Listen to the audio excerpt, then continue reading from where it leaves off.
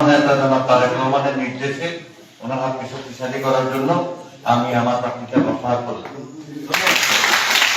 আমি বিএনপি তথা ধানের পক্ষে আমি ইতিপূর্বে রামগতিতে আরো 2 মাস আগে বক্তব্য দিয়েছি যে আমি ধানের শীষে আমার যাকে সমর্থন করে ধানের শীষে আমি তার পক্ষে ভোট করবো।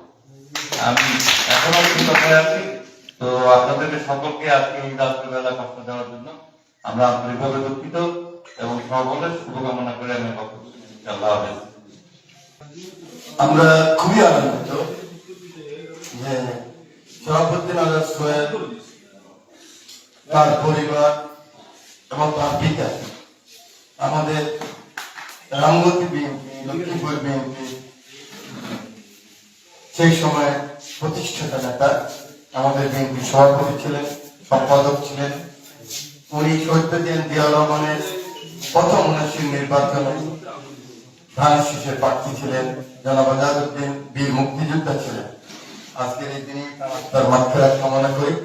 আমরা আমাদের নেতা তারেক রহমান যে 31 দফা পরিকল্পনা সংস্কার সেটাকে এগিয়ে নেওয়ার জন্য সকলে মিলে তারেক রহমানের পরিকল্পনা বাস্তবায়িত করার জন্য আগামী 12 ফেব্রুয়ারি নির্বাচন আমাদের জীবন মরণ সংগ্রাম।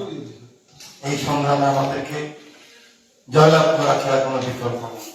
সেই মুহূর্তে আমার ভাই, শরীর, বন্ধু, ছোট ভাই শরাফুদ্দিন আজাদ বিএনপিকে সমর্থন করে শুধু আমাকে না, এখানে আমার কোন ব্যক্তিগত বিজয়, আমার ব্যক্তিগত কোন সফলতায় আনলে বাংলাদেশের মানুষের সফলতা আসবে না, কিন্তু এই ক্ষুদ্র প্রয়াস বা বৃহত্তর আঙ্গিকে যে প্রয়াস, সে প্রয়াস বাংলাদেশের মানুষের আগামীর যে বাংলাদেশ, সবার উপরে বাংলাদেশ, মানবিক বাংলাদেশ, আমার নেতা তারেক রহমানের হকের বাংলাদেশ, গণতান্ত্রিক বাংলাদেশ, সেই বাংলাদেশে আরো একজন নতুন যোদ্ধা যুক্ত হলো।